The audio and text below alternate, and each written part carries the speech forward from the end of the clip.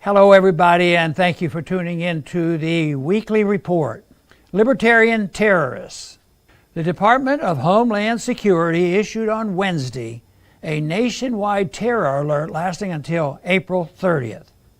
The alert warns of potential terrorist attacks from Americans who are ideologically motivated and have objection to the exercise of government authority and the presidential transition, as well as other perceived grievances fueled by false narratives.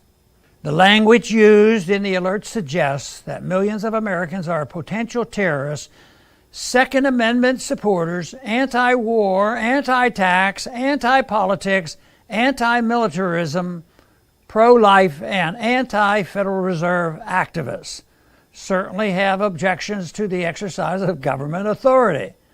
They are certainly viewed by the political class and its handmaidens in big tech and the mainstream media as ideological extremists.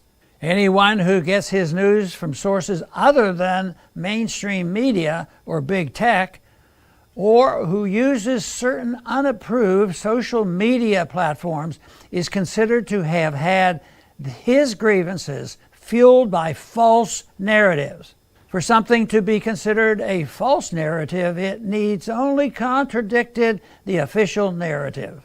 The domestic terrorist alert is the latest sign that activities on January 6th on Capitol Hill, like the attacks of September 11, 2001, are being used to advance a long-standing anti-liberty agenda.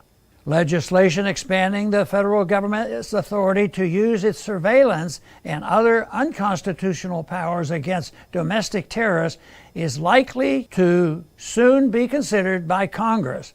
Just as the Patriot Act was written years before 2001, this legislation was written long before January 6th.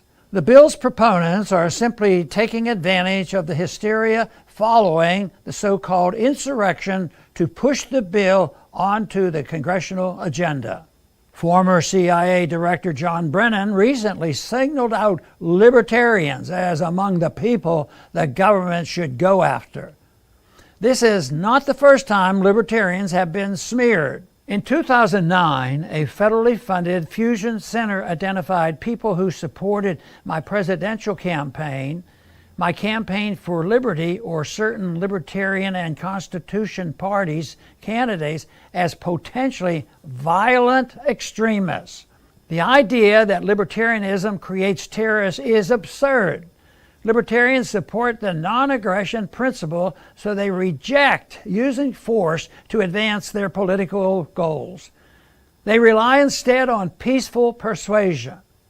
Libertarianism is being attacked because it does not support just reforming a few government policies.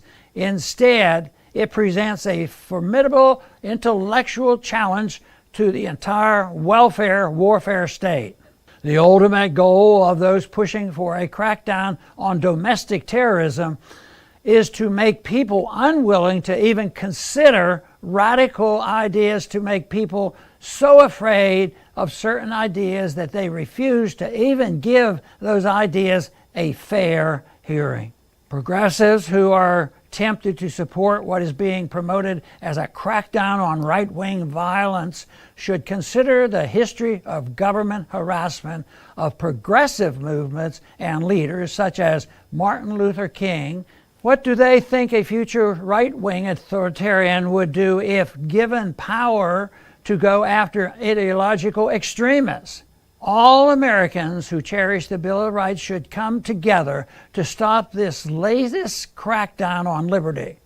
My campaign for liberty will be mobilizing Americans to stop passage of any domestic terrorism legislation, while my Institute for Peace and Prosperity and my Liberty Report will provide Americans with the most up-to-date information about the continuing attempts to smear those who speak the truth about government lies. You can watch the Ron Paul Liberty Report live on YouTube Monday through Friday at noon Eastern Time. Thanks for listening.